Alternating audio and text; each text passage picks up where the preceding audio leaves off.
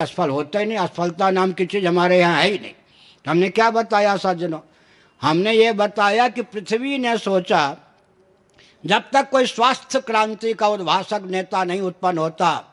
देखिए क्रांति कहाँ से आती है, जमन जी भागवत वाले सुनिए।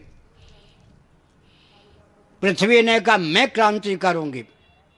सज्जन तो दाने दाने मोहताज हो ही रहे हैं, दुर्जनों को मैं दाने दाने मोहताज करूंगी। सज्जन को तो आप चले जाइए आसाम में, चले जाइए नागालैंड में, मैं अगर स्थिति बताऊं तो आप तो बहुत आश्चर्य होगा। बिजली के प्रकाश में पतंगे आकर आते हैं, उनको मुंह में लेकर के भूख बुझाने के लिए समर्थ है। उनके आंसू पोंछने वाला कोई है?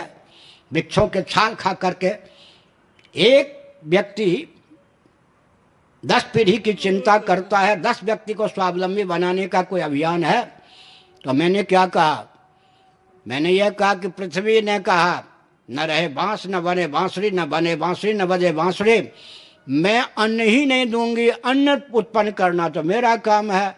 सज्जन तो दाने दाने के लिए मोहताज हो ही रहे हैं, भूखे मर रहे हैं, दुर्जन भी मरेंगे।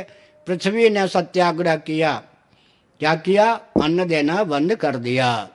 आगे फिर भृगु जी खड़े हो गए, फिर पृथ्वी जी आए। सब बात इसका मतलब क्या है सज्जनों?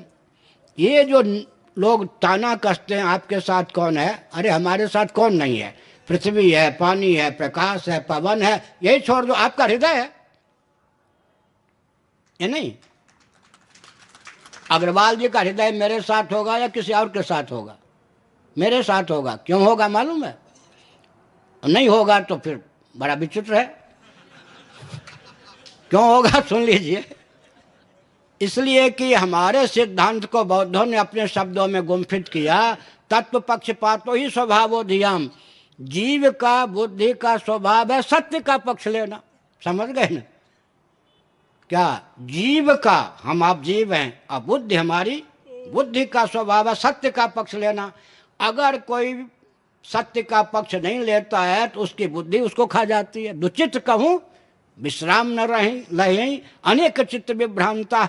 हर जीव पापी से पापी, पुण्य आतंकवादी से आतंकवादी, वो जीव स्वयं सत्य का ही पक्षधर होता है। उसकी बुद्धि स्वयं सत्य को मानती है। उदाहरण देता हूँ बहुत बड़ी।